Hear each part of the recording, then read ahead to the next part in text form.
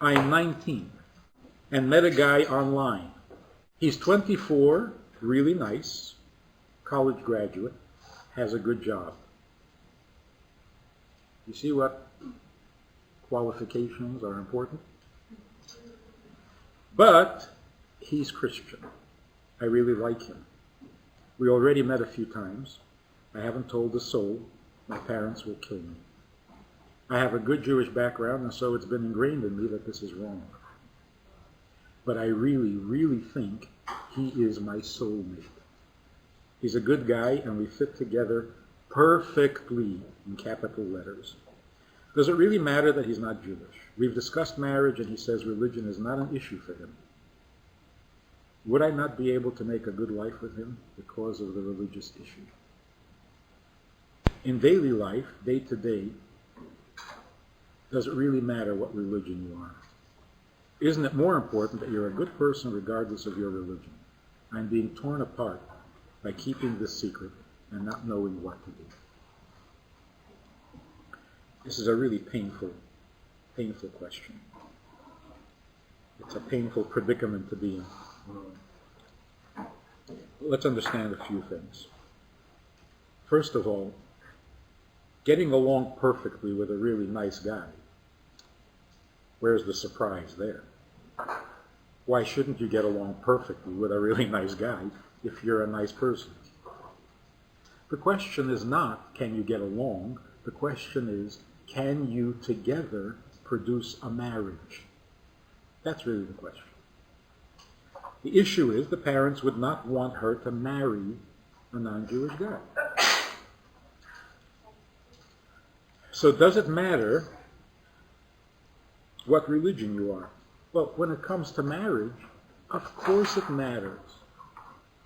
Because marriage means a reunion of two halves of a divided soul, or two parts of a divided soul. Getting along is a good union. And you can live happily ever after together and get along perfectly in a good union. But it's not a marriage.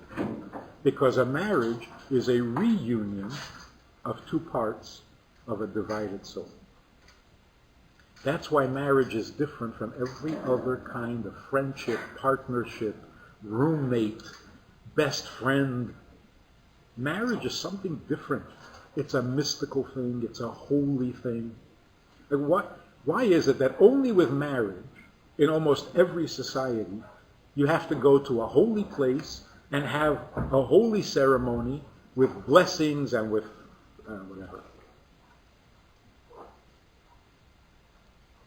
You don't call a rabbi when you buy a new house, when you move into a new home.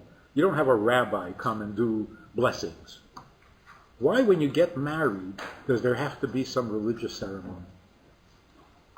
Because marriage is basically, inherently, essentially, a godly thing. What's so godly about it? It's a soul reunion. Part of God's plan. It is meant, destined to be.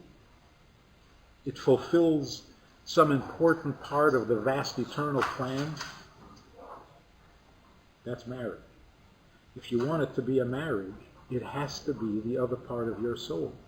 Jewish soul and non-Jewish soul are not parts of the same origin. And so you can get along nicely, but you can't call it a marriage. It's something else. So yes, religion, of course, does matter. Not the practice of religion. It's not if you practice Judaism and your non-Jewish husband practices Christianity, it's going to be a problem. Well, yeah, that certainly will be a problem. But even if nobody practices anything, not the practice of religion, the nature of your soul. If you have a Jewish soul, your soul mate also has a Jewish soul, and they got divided. Second thing is this. You do not marry someone because you love him. That is a wild and crazy idea. Because that assumes you only love one person your whole life, the one you marry. That's ridiculous. You do love other people, and you should. So why, of all the people you love, why do you marry this one? Because you love him the most? That's not true. You haven't even met the other people you're going to love. So you can't say, I need to marry this guy because I love him. That's nonsense. Whoever said love and marriage go together like a horse and carriage didn't know what he was talking about. You marry because marriage is sacred and holy. Because you heard that that's the way it ought to be. That's why you marry. The way it ought to be according to God's plan. So if you're going to get married and do something holy, then do it the holy way. Then, when you know you're married to the other part of your soul and you were reunited, of course you're going to love it. What's not to love? So you don't marry because you love. You marry because marriage is wonderful. If you don't believe that, don't get married. Don't do it. Okay, so what should this woman do? She should basically rethink the definition of marriage, talk about it with her parents, not just whether she should marry this guy, but what marriage is, what marriage means. It's not just a permanent date with some guy you like. There's much more to it. And that's why, and this is a very painful but real issue, I love him, therefore we're going to make a good couple. That's not true. Every couple that gets divorced, every couple that fights and kill each other, started off loving each other. So this is not a proof that this is going to be a good marriage.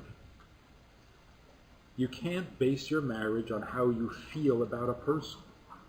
You base your marriage on how you feel about marriage. Now, why do you marry this particular person?